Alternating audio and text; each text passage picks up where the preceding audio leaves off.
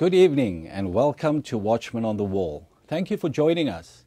Tonight, we will attempt to answer the question whether pornography is just harmless fun or if it's an addictive and destructive vice that harms men, women and children and destroys relationships. Pornography is freely available on the internet and often on cable and free-to-air national television in South Africa. Some argue that free availability and access to pornography is a constitutionally protected freedom. Adults should be able to choose whatever they consume, they argue. But adults like Johannes Steyn, dubbed the Sunday rapist by the media, used his constitutional right to access pornography and become addicted to it. Steyn's use of pornography inspired him to commit several gruesome crimes against teenage girls.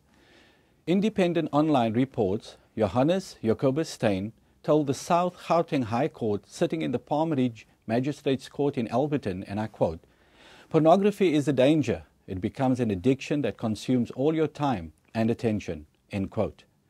Steyn has pleaded not guilty to 2 counts of murder, 11 counts of rape, 10 of sexual assault, and 10 of kidnapping, 1 of attempted sexual assault and 1 of attempted kidnapping. He said he watched a lot of pornography, and child pornography as a matter of fact. He likened the addiction to that of cigarettes and alcohol, and said it interfered with his work. "I would get to work and watch pornography before starting my work," he said. Karina Kutsia for the state asked whether this addiction caused him to act out, to which he answered, "It leads to increased urges, yes." Steyn described himself as a monster in a confession he made after teenager Louise Duval was murdered. "That was just what came into my head," he said. "It is what the media would call me." He made the confession to a magistrate in Krugersdorp the day after Duval was kidnapped and murdered on the 12th of October 2011.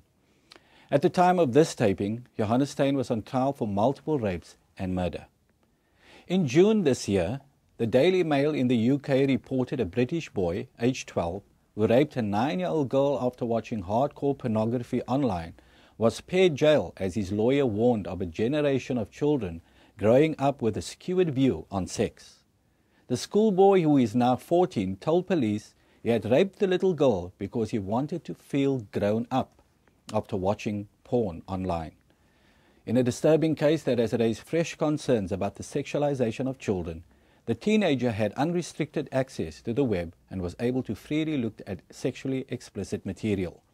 He then emulated the graphic footage and attacked a neighbor's daughter, the High Court in Edinburgh heard. His lawyer warned the case was just the tip of the iceberg and many other cases were going unreported. The Daily Mail has campaigned for an automatic block on online porn, calling for a consultation on the introduction of content filtering system for internet accounts. This was an emulation of an adult act witnessed by him at a young age. He was afforded unfettered access to the internet, and it has become apparent from a very young age, the age of 12, he was accessing hardcore pornography, end quote. He warned, "This is the tip of the iceberg. Many cases throughout the country may not be identified, not reported, not coming to anyone's attention." The British government is to consider introducing web filters to make adults opt in if they wish to view pornography on their computers. There are several other cases in South Africa of violent sexual crimes against women and children by perpetrators who regularly consume pornography. The overwhelming body of research shows that pornography is harmful and destructive. An increasing number of men of all ages are addicted to pornography. The addictions have significantly altered their behavior and have led to the breakdown of their marriages. The question we are asking tonight is this: if pornography has repeatedly proven to be harmful to men, women and children, why is it still freely available in South Africa? Family Policy Institute had to initiate public campaigns against free-to-air television broadcasters in South Africa for broadcasting pornographic movies and porn SMS adverts which young children were viewing. This led to children downloading hardcore porn images to their cell phones and later creating their own sex videos which they shared with their friends. Other TV broadcasters attempted to launch 24-hour porn channels in South Africa to boost their profits, despite the fact that more than 55,000 women and more than 25,000 children are sexually abused and raped in this country every single year. Family Policy Institute lobbied government to introduce legislation to prohibit pornography on television and to block it on the internet through Tier 1 filters. We ask for this, not for the sake of censorship, but to protect men, women and children from the increasing menace of the pornography plague. Tonight, I will speak to Deputy Minister of Home Affairs, Fatima Chohan, about the status of the proposed legislation and how government can better protect women and children in this nation. I will also chat to Clive Human from Standing Together to Oppose Pornography, or STOP, to find out what ordinary Christians are doing to fight the insidious evil of pornography. Jackie Giorgio will speak to expert Dr. Fiona Tanza about pornography's destructive effects on women. But before we get to our topic tonight, here's Jackie with our weekly news roundup. Thank you, Jackie. Thank you, Errol. Good evening and welcome to your Global Christian News Roundup. In breaking news, a Christian aid group has revealed that students from Myanmar's Chin ethnic minority are being forced to shave their heads and convert to Buddhism, despite the president's insistence that religious freedom is protected in the South Asian nation. At present, 89% of people in Myanmar are Buddhist and 3% Christian, but numbers are shifting as poverty-stricken Chin people are being forced to follow Buddhism at the local schools. Many of the young disadvantaged people seek refuge at these schools run by the military as they offer free food, education and government jobs. It comes at an extreme cost though, as students are beaten for failing to recite Buddha's teachings. Please pray for the Chin people and for the gospel to continue to be spread under the brutal Burmese regime. Moving to Europe now, the Church of England have warned that legalizing euthanasia in Great Britain will lead to widespread abuse of the elderly. A spokesperson on medical ethics for the church group has said that advocating assisted suicide would put elderly people at greater risk in a country where already 300,000 geriatrics are abused every year, often at the hands of relatives and caregivers. Assisted suicide has made headlines in recent years, with supporters arguing that the people in physical pain should be allowed to choose when and how to die. Opponents, however, insist that there is a significant chance of patients being euthanized by relatives for personal gain, and even by medical staff to alleviate pressures on already overworked doctors and nurses. We are urging all Christians to educate themselves on the issues and to please pray for people who are desperate enough to consider taking their own lives. And finally, news from Brazil, where over 650,000 people gathered at an evangelistic crusade recently, and 11,000 committed their lives to Christ. The two-day event, now in its 16th year, drew impressive crowds in the Amazonas state northwest of Brazil. The rally saw a range of people attending, including one local who said that he wanted to take part as he was, quote, hoping to reconcile with Christ and change his life. The South American country is experiencing what some have called a revival, with unprecedented growth taking place amongst evangelical Christians. In January this year, 1 million Christians marched for Jesus in Sao Paulo, and to date, there are 49 million believers in that country. We praise God for this growth and trust that more people will continue to turn towards Him in the South American country. And that's a wrap from Watchmen on the Wall News. Stay tuned for more after the break.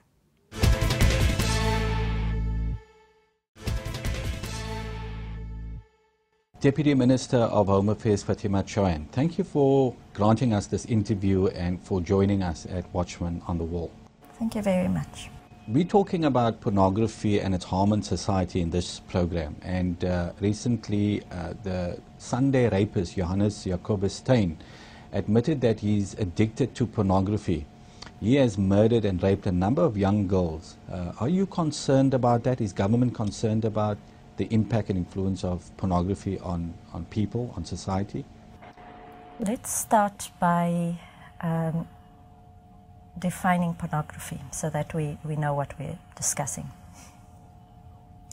From my perspective, pornography is explicit sexual material, would usually be material that is made by consenting adults and has inherent in it nudity.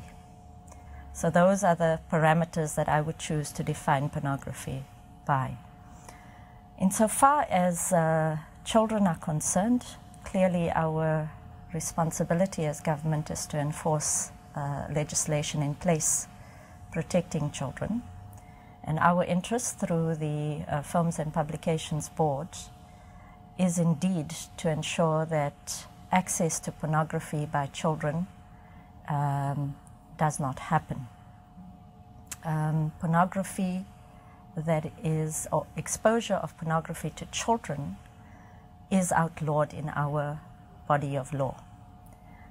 It is deemed to be harmful to them, and therefore we are tasked, together with the security apparatus, we are tasked to ensure that pornography then is not accessed and accessible to children. Now, there have been several reports of children accessing pornography on the internet, via cell phones, and also watching it on television. What can government do to better protect women and children from accessing pornography? Well, I think that is a very, very deep concern of ours. As you know, the Films and Publications Board does not classify content on television, yes, free-to-air television, and I think that's a big lacuna in our legislation. And it's something that I think that we need to rectify. Even if it's not the Films and Publications Board that classifies the material, I believe their guidelines should be used to classify material on free-to-air television at the very least. I do think that therein lies, shall we say, a disjuncture, because as I understand it, currently television programs are classified based on other countries' classifications guidelines.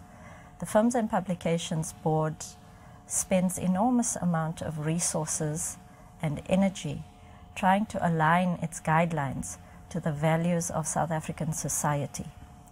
We can't say that South African society's norms and values are the same as, for example, those of the United States or those of certain European countries where those programs are purchased.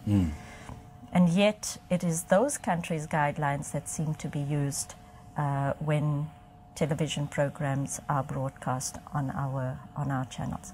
Of course, that is not to say that South African programs as well don't have explicit sexual content and shouldn't be classified. They should be classified. I'm not a great watcher of soaps, but I'm told that there are certain South African soaps that air very early on in the afternoon and evening that may be inappropriate for very young children to watch because of their explicit violent or sexual content. Now, the public has spoken decisively about 24-hour porn channels on South African television. The majority of South Africans do not want it on television. What can government do to stop this, if anything? Well, let me just say that when it comes to legislation and legislating a ban on pornography, that becomes quite difficult in a free and democratic society. If I may juxtapose the opposite, in a society that is rather homogeneous, that shares a certain conservative value system, that would be a very easy thing to accomplish through government. In other words, the easy part is to pass legislation to outlaw and to ban. The more difficult and probably impossible task in a country such as ours, where we have such diversity, is to attain social cohesion on an issue such as this. You may know that there are very, very strong lobbies, you've mentioned them yourself, around freedom of expression. In fact, the FPB, as you know, classifies material to inform readers of harmful content. So we don't, through the FPB, actually censor or ban material. Despite this, which I thought was quite a reasonable mechanism to ensure that when you and I pick up a magazine, we know what is in there, and something in there could be harmful if there is a classification on it. Yes. Which I think is really an empowering tool for an ordinary citizen. Despite this, we were taken to court on this very issue of the Films and Publications Board classifying certain magazines. And so you do have a very, very strong lobby and a very strong sense in society that freedom of expression should be almost absolute. Everything goes. Well, I don't necessarily agree with that position. I don't think our Constitution is designed to have a right that trumps other rights. And I think that in a society that is concerned about the dignity of women, how they're portrayed, in a society that has this level of sexual violence, all of us should be worried about the kind of sexualization and objectification of women in glossy magazines, in magazines that are produced exclusively for men. I think that there is a concern, and I do think it's more worrying that our children can access these magazines at newsstands. So for me, the issue would be around lobbying for social cohesion on these issues. Stay with us. We'll be right back after the short break.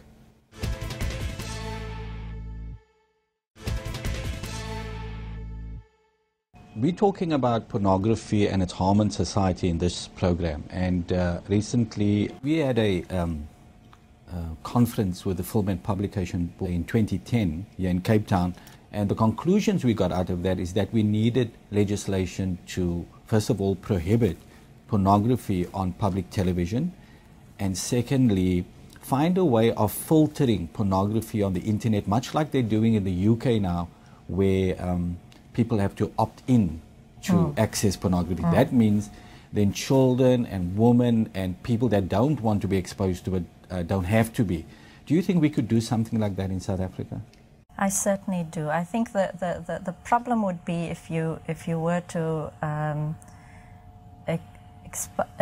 expose a complete ban on access to that material. But if you were to limit access and to regulate access, I think that would certainly comply with our constitutional tenets. It would be on all fours with the limitations clause. And I would certainly support initiatives of that nature. Free-to-air television as opposed to paid television, certainly I think free-to-air should be free of pornography. But if people wanted to access it, to pay for it, to have special codes to access it that their children would not be able to access in the privacy of people's living rooms and so on, I think those would be sufficient mechanisms to ensure that as much as possible children are protected. The majority of South Africans do not want it on television. What can government do to stop this, if anything? Well, let me first deal with the issue of parental controls. And without necessarily saying that it should be okay or not okay, I do want to say this, that whatever it is, however you regulate it, there's always a possibility that children are going to get their hands on it. It doesn't matter that you say it should be in some dark corner somewhere downtown. And that is really where parental responsibility comes in. I don't think that you can expect government to regulate what happens in people's living rooms. You can't expect government to do that kind of thing. Otherwise, we'll go back to the days of apartheid where policemen are peeping through your windows. Yes.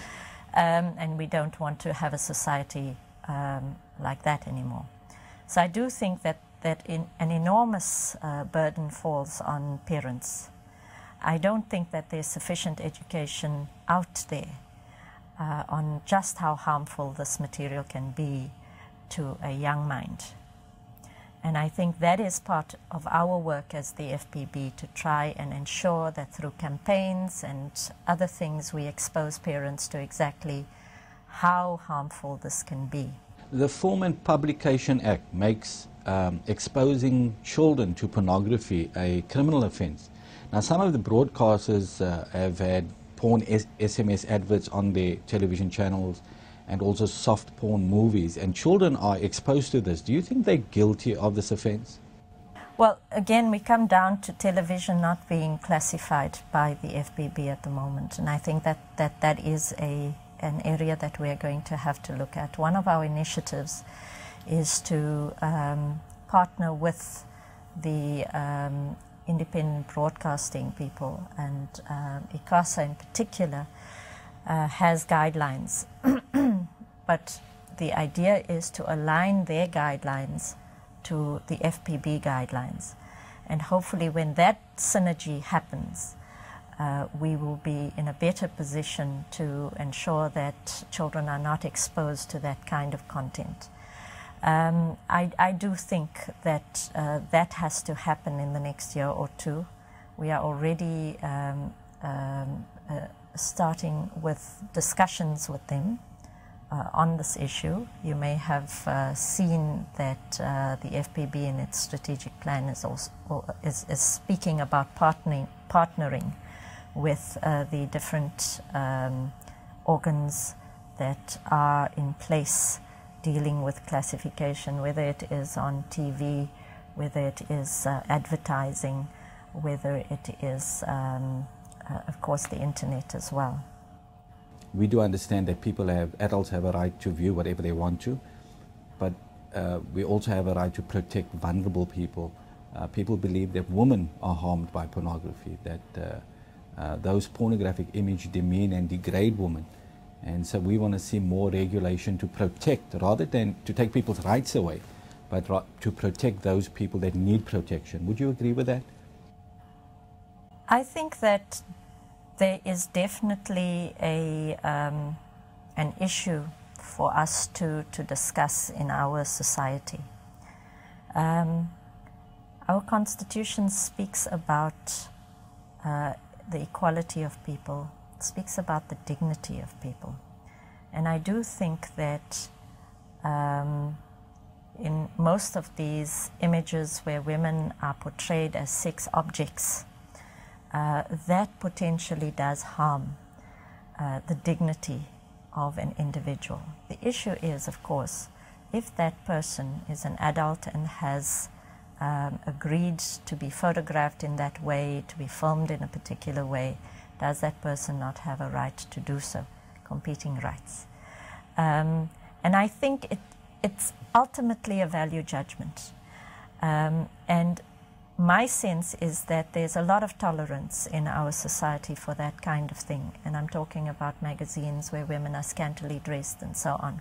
There seems to be a lot of tolerance around that issue. But of course, values of society are not fixed. They change over a period of time. And depending on the work that people like you do and others in our society, various religious organizations, various women's organizations, you may find that attitudes harden to that kind of thing over a period of time. So my sense is that, yes, I think that there is an issue. I think there's a constitutional issue around the dignity of women, the issue of non-sexism that our Constitution speaks to. But we haven't, as a society, really engaged those issues in a serious way. And I think that we need to do so. Deputy Minister Fatima Choyan, thank you for joining us at Watchmen on the Wall and taking the time out to speak to us. Thank you very much. Stay with us. We'll be right back after the short break.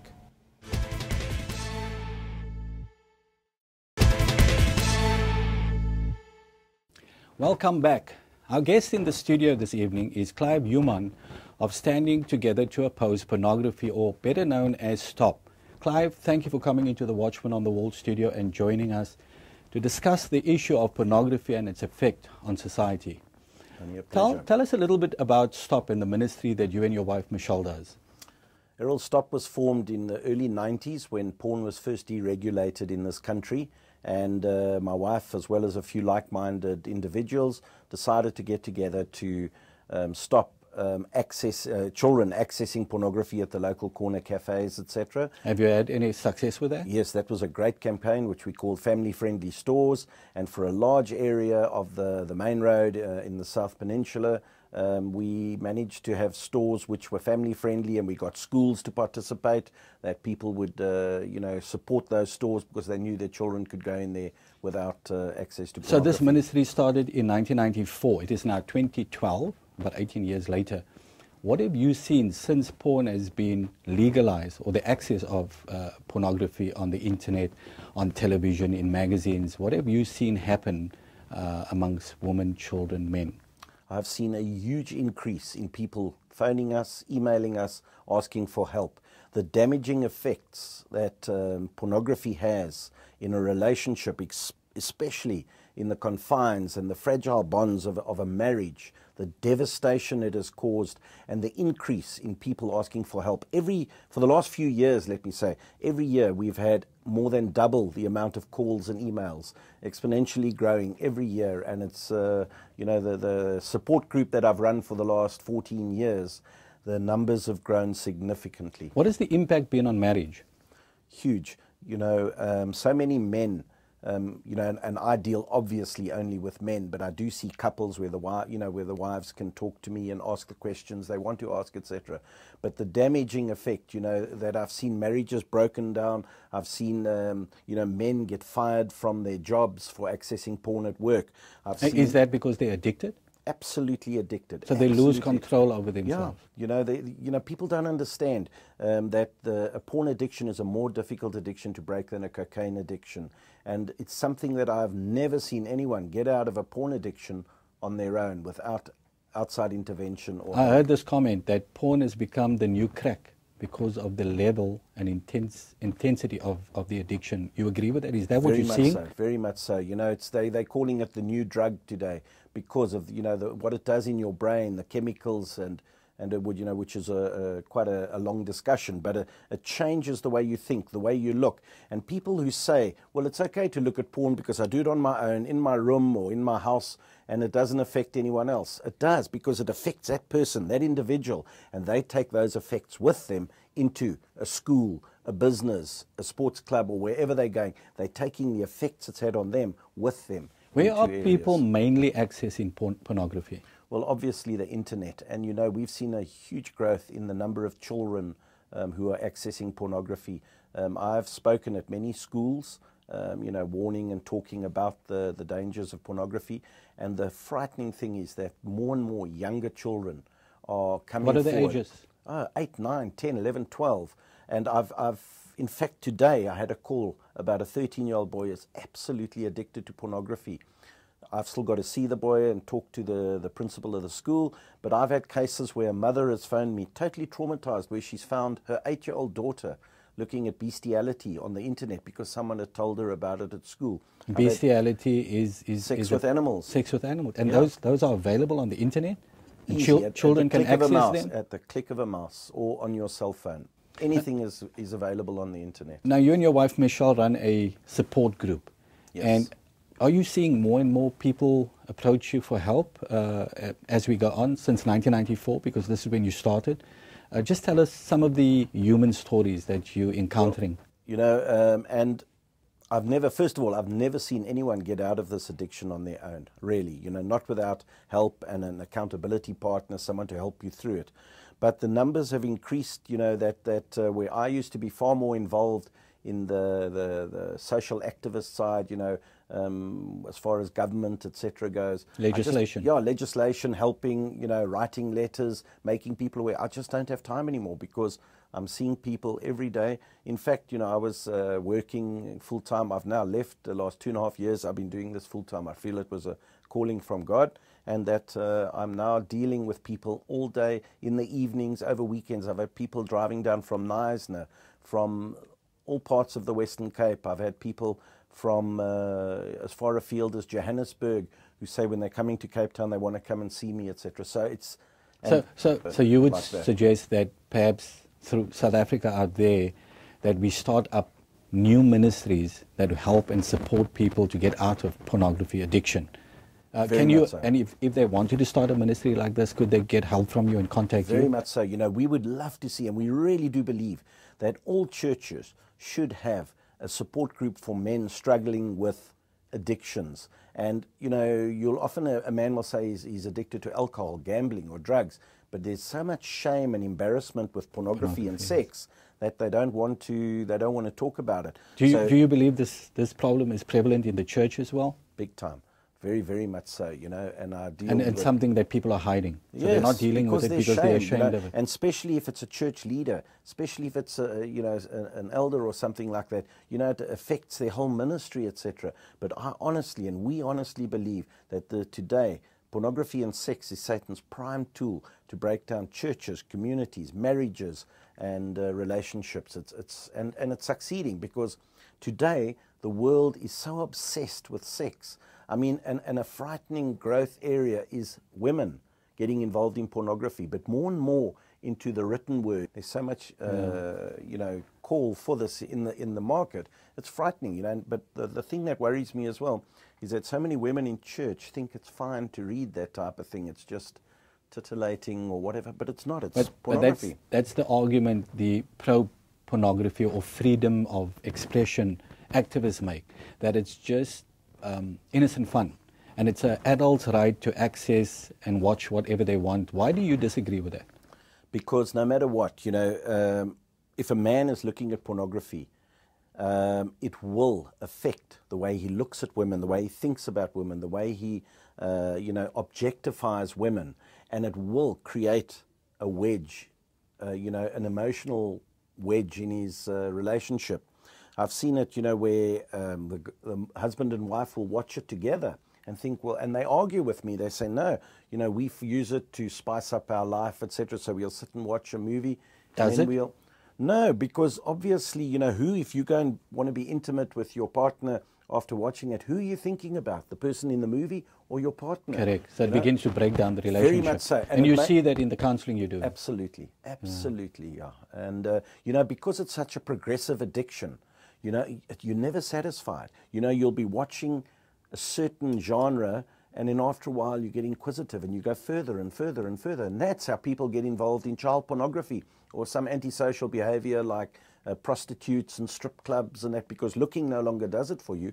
You want to go and actually act out what you've seen. So, Clive, you will support a ban on internet pornography in South Africa and also a ban on pornography on television in any way, shape and or form. Absolutely. It's because of what you see, the human carnage that you're seeing every day in your ministry and your support group. Very much so. Clive, we want to thank you for coming into the studio and sharing all that important information with us. And we want to do a documentary on the pornography plague, a 1-hour documentary, and we want you to get involved in that.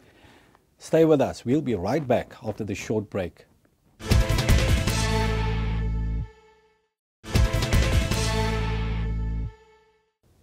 Good evening and welcome back to the show. If you've just joined us, we're talking about the harmful effects of pornography. And tonight I'm joined in studio by Dr. Fiona Tanzer. She's a molecular scientist and geneticist who has specifically been researching the harmful effects of pornography on normal psychosexual behavior in children and teens. Fiona, thank you for joining us. Thank you, Jackie. It's a pleasure to be here. Wonderful. Now, Fiona, research and crime reports have shown that in areas where pornography circulation has been higher, the incidences of rape are actually much more prevalent. Despite this, though, it seems as though people have the perception that pornography is harmless, innocent fun, and part of normal life. What has your research indicated on that? I would say that the perception that pornography is just harmless fun is actually an incorrect one, particularly as far as children are concerned. And that is precisely because children are still developing. Their brains are still developing until at least the age of 21 to 24. That's when one's brain is now fully developed. Up until that time, there are a number of pathways being laid down, and one of the important ones is, of course, one's sexual orientation and all the things that go to making up a healthy adult sex life.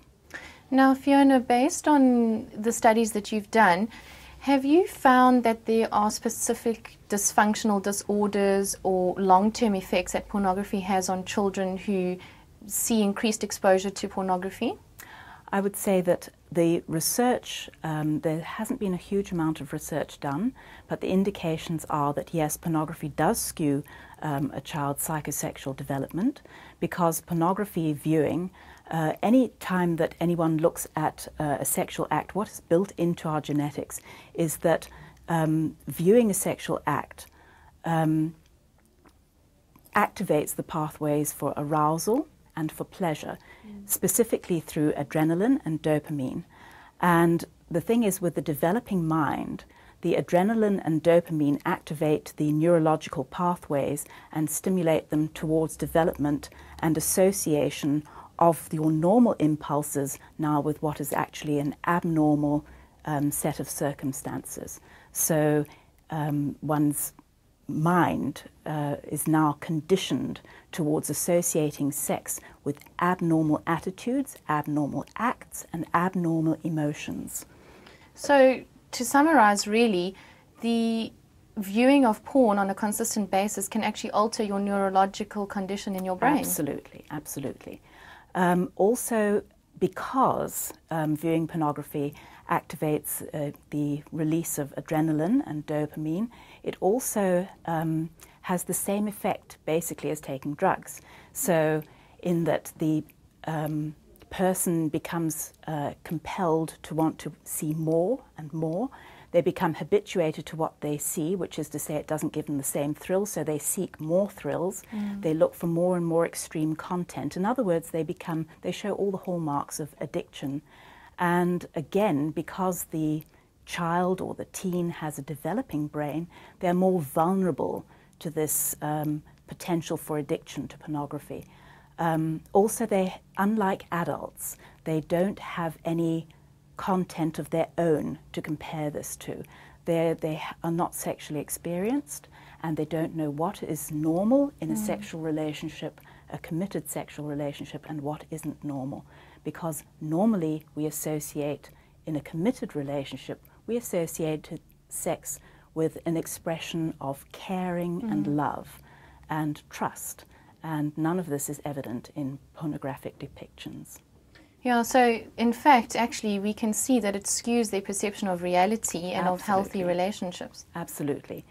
And also what is rather concerning about this is that most children and teens, they usually come across it by accident, but they continue to view it in secret. So there's no adult there to contextualize what they're seeing and tell them that it actually is a bizarre, irresponsible fantasy that they're viewing. They see real people engaged in bizarre acts, and they assume that this must be what adults do. And teens are very geared to wanting to be like an adult. They are entering new territory that they know nothing about. They want to be seen as adult. They want to attract a boy or a girl, and they want to impress that boy or the girl. They want to come across as experienced. So they're trying to short-circuit the experience, but at actually very serious consequences to themselves and their future partners. Now, interesting, if we take that into cognizance, we would see that in South Africa, we've actually got quite a high incidence of child sexualization. We see child-on-child sexual abuse, violence. Can any of this be linked to the exposure towards porn? I would say yes, very definitely.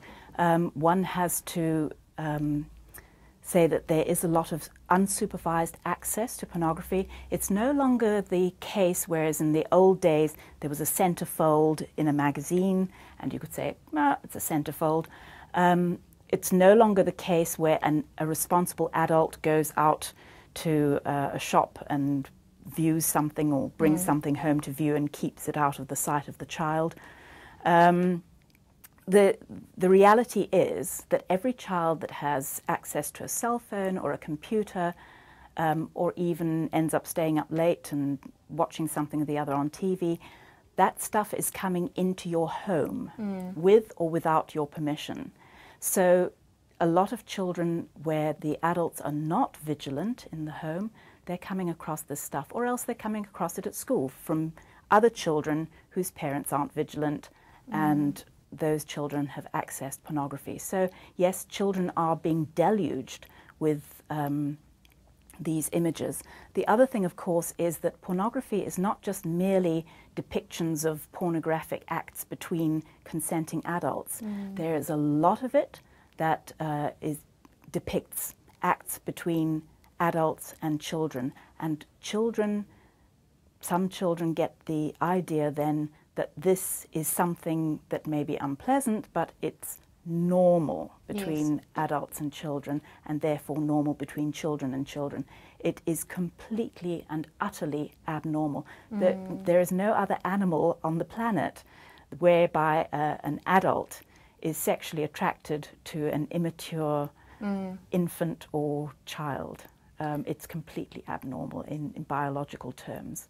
So in fact, actually, we can see how pornography can promote sexual deviancy and promiscuity. Absolutely. So Fiona, in closing, especially for the parents at home, are there any telltale signs that parents can identify if their child has been exposed to pornography or harmful content? Unfortunately, Jackie, there often isn't. It really means that you have to not look out for specific behaviors because your child may not show those, or else they may hide them from you. You have to be aware of what is going on with your electronic media in your house. Absolutely. Well, Fiona, thank you for sharing your expertise with us. And I think what's come across tonight very strongly is that as parents, as community leaders and pastors, we have to know that this issue is very serious and pornography is pervasive. We need to take steps to protect our children and to develop a culture of honesty where we discuss the issues at home. We need to be informed and educated as Christians so that we can safeguard the innocence of future generations. Stay tuned for more after the break.